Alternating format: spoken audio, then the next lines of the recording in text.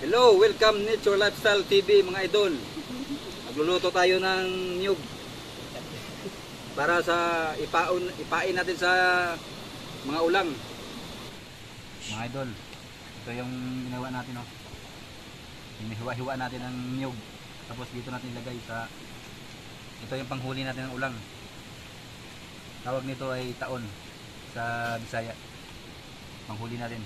Mamaya manghuli tayo ng ulang. Ito yung mga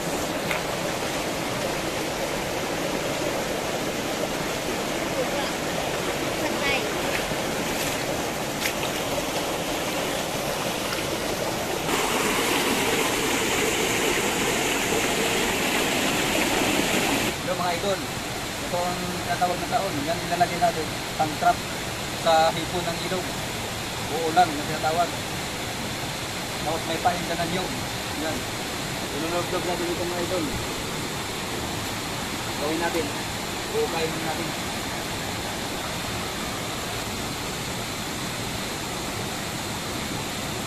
Lalagyan natin ng bato para hindi lumutang.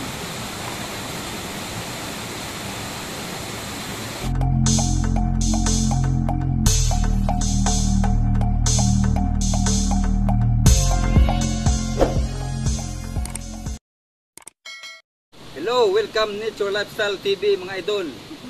Magluluto tayo ng niyog para sa ipain natin sa mga ulang, sa hipon sa ilog. Ito ang kinapain para mahuli natin sila.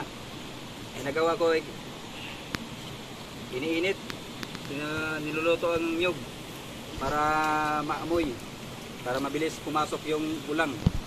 Kaya niluluto ang pangpaon sa ulang mga idol. Ito, luto na rin mga idol, oh. Yan, pwede na yan. Luto na.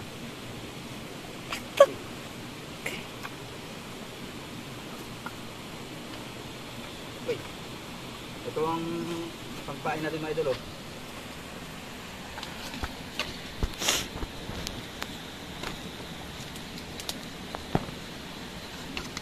Dalion lang.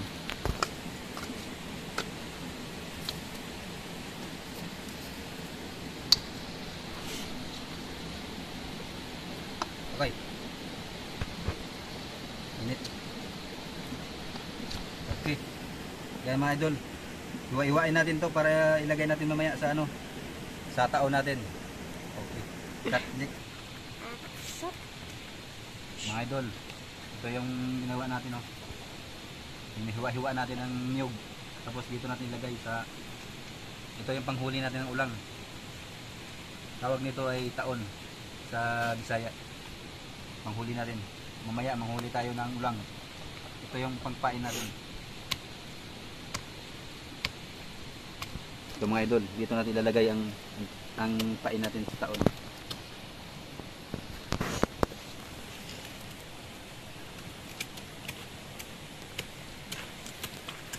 Mabango siya, oh. Mabango.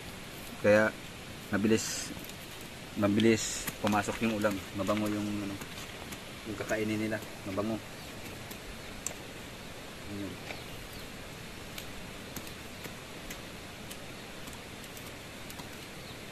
Hindi walang yasak. Tatlo. Yan. Yan, oh. Mabango.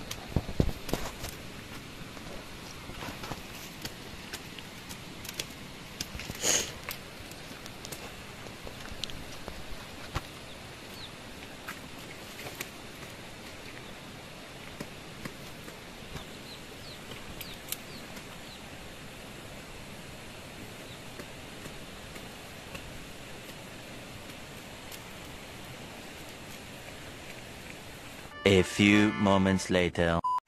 Hello mga idol, welcome to Nature Lifestyle TV. Mag-umpisa na tayo ng panghuli ng ulang dito sa ilog. Yan, oh. Ito yung natin, gagamitin natin panghuli. Yan, ilolob-lob lang natin sa ilog. Hahanap tayo ng pwesto na ng ulang na mabilis mahuli. Yan, yan ang ilog. Ito yung gagamitin natin na panghuli. Yan, ito. Live tayo mga idol. Ito. Nature Lifestyle TV. Ilog ng Tag-Usip, Buruanga, Aklan. Partner ko, John Mark Labindao, shout out. Lugar ng Katimbon, Tag-Usip, Buruanga, Aklan. Manghuli kami ng ulang o native na ulang. Mahal ang kilo nito mga idol, kaya bihira lang mga kakahuli nito. Tara na, manghuli na tayo. Okay, umpisa na tayo mga idol, tara. Salamat sa mga nanonood ng Nature Lifestyle TV. Susuungin natin ang mga babato na lugar, na ilog, para makahuli lang ng ulang mga idol. Oo, tinatawag na freshwater prawn, native na hipon. Okay, ito mga idol, mga kasamahan ko, meron din silang panghuli ng ulang, pero plastic yung sa kanila. Yan, nahuhuli din nila. Saka nyug din ang nilalagay nila na pangpain para makahuli. Yan, nilalagay nila dyan.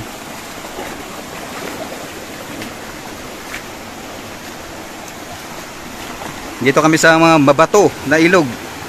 Dito madalas magtago ang mga ulang.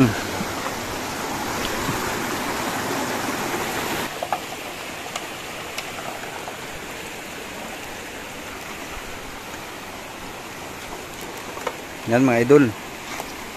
Dito madalas magtatago ang mga ulang. Yan. Inumpisa na nilang itatrap nila ang mga hipon sa ilog. Yan.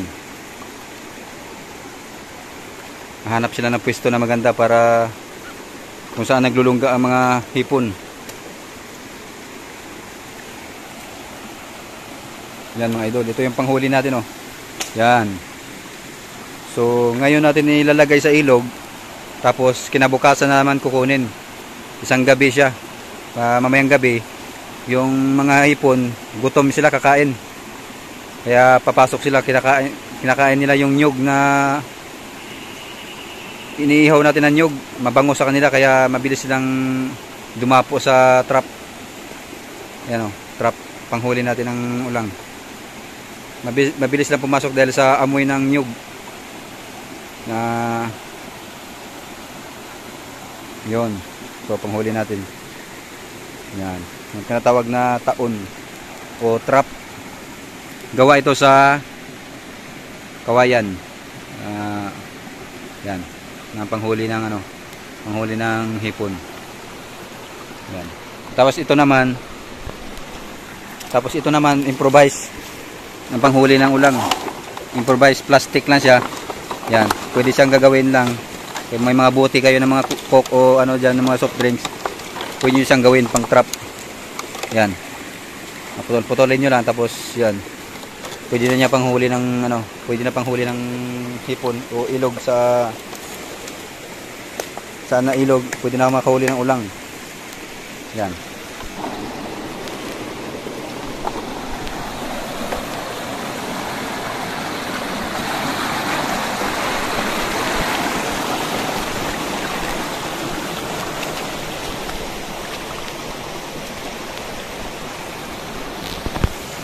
Nagawa nila, yan, naghuhukay sila. Huhukayin muna yung gilid, tapos yan, tsaka ilulod-lod yung trap sa hipon. Yan, tapos lalagyan ng bato para hindi lumutang yung yung trap pag umagos yung tubig. Yan, nilalagyan ng bato para hindi maanod, para hindi tangayin ng ilog. Yan, nilalagyan ng mga bato ang pang trap ng hipon. Yan. Yan, papasok diyan yung hipon. Kumakain sila pag pag sa gabi.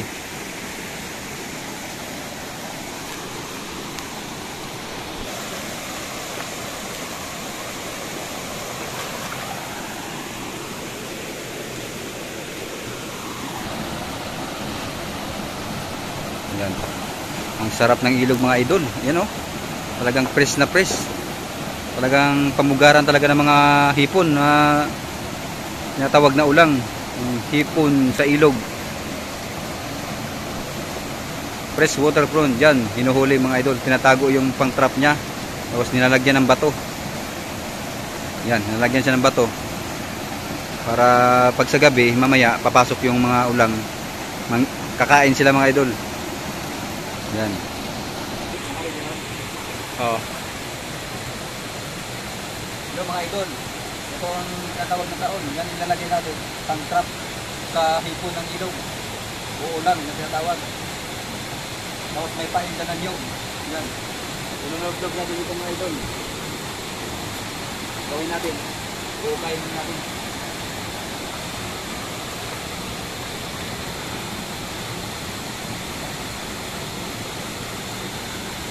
Yan.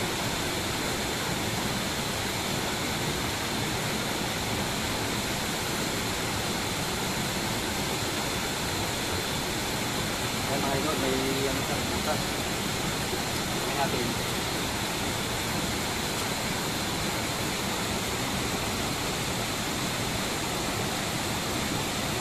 Lalagyan din ng bato para hindi lumutang.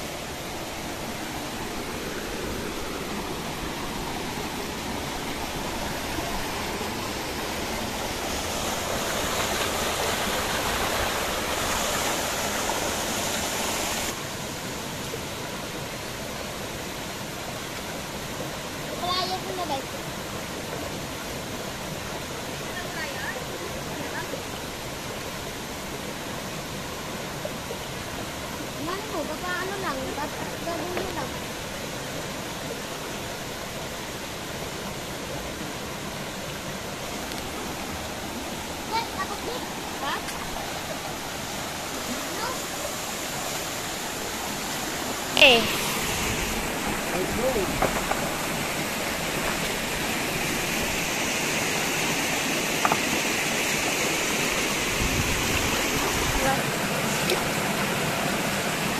Okay na yan.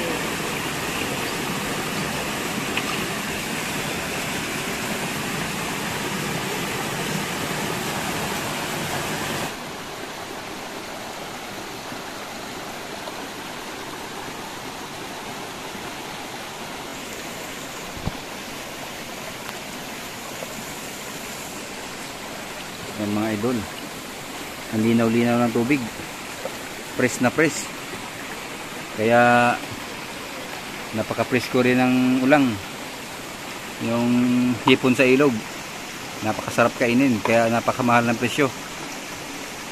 Ganito manghuli sa mga bato-bato na ilog. Yan o, yan mga idol.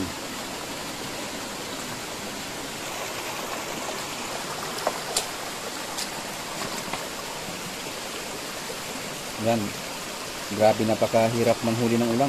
Talagang kinukutkot ang mga ilalim ng bato kung saan nagtatago ang mga ulang. Yan mga idol.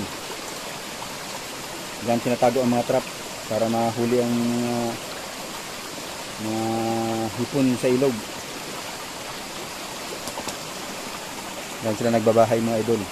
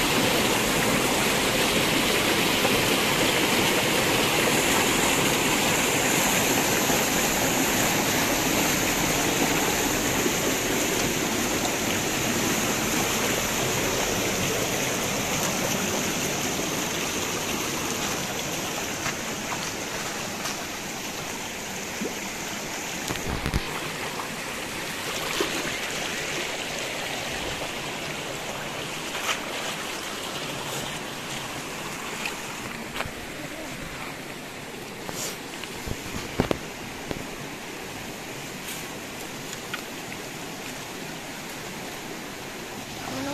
Bato.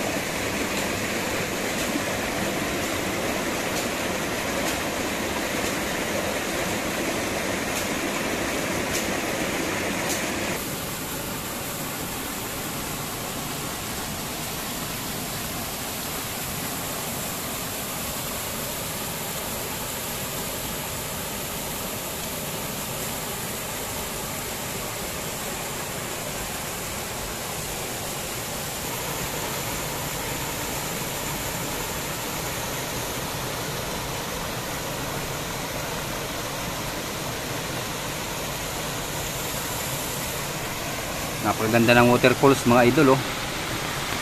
Yan, grabe.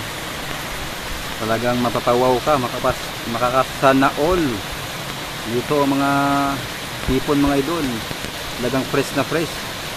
Dito sila nagtatago sa mga malalaking bato. Yan, oh.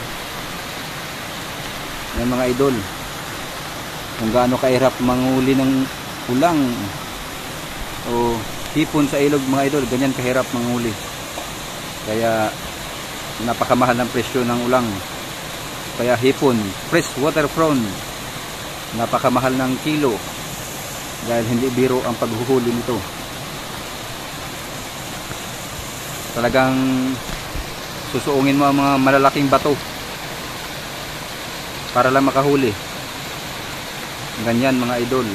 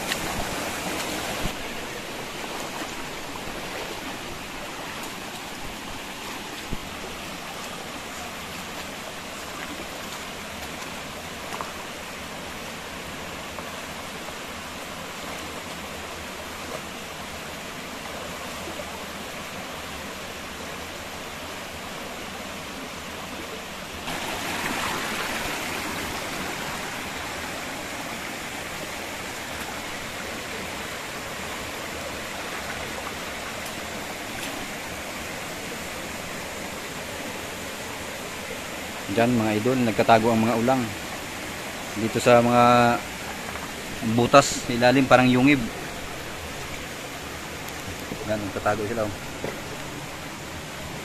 Yan.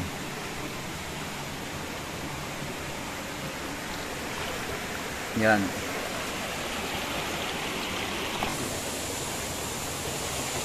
Yan mga idol, nakita nyo kung paano mag-trap ng ulang o hipon sa ilog. Ganyan na panghuli ng ulang dito sa ilog mga idol, dito sa mga babato na ilog. Panoorin bukas ang susunod namin ng gagawin. Kukunin namin to bukas at papakita namin sa inyo mga idol ang huli naming ulang. Okay, maraming salamat sa mga nanonood ng Nature Lifestyle.